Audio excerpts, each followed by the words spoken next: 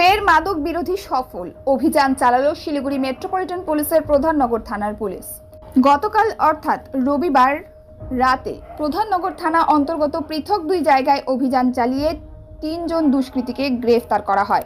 ধৃতদের কাছ থেকে উদ্ধার হয় 116 বোতল নিষিদ্ধ নেশার কফ সিরাপ।